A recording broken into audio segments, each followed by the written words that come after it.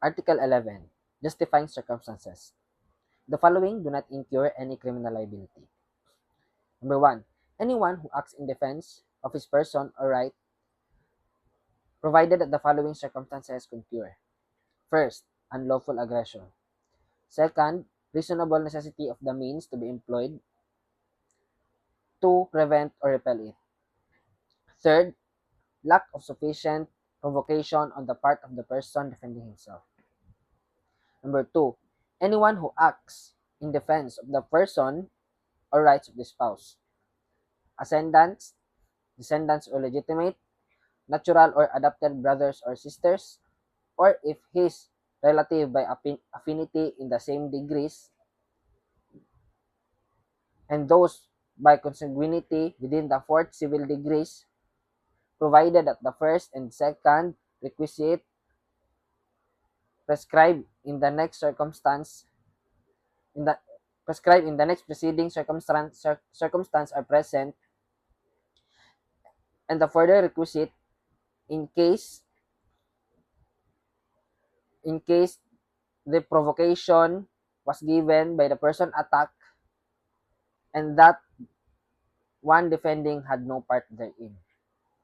Number 3, anyone who acts in defense or rights of a stranger, provided that the first and second requisite mentioned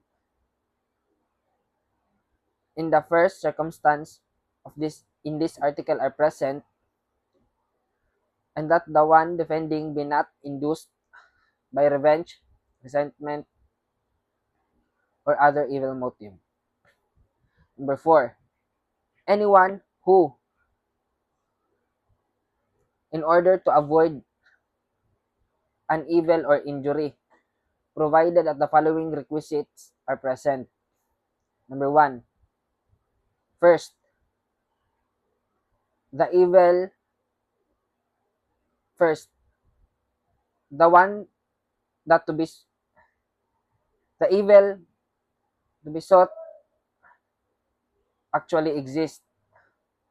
Second, the fear,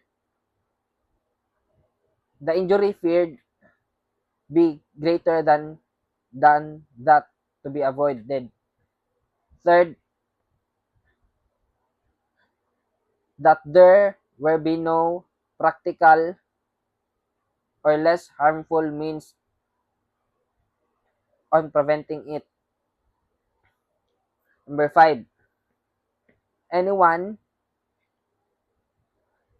who acts in the fulfillment of duty or some lawful exercise of a right or office.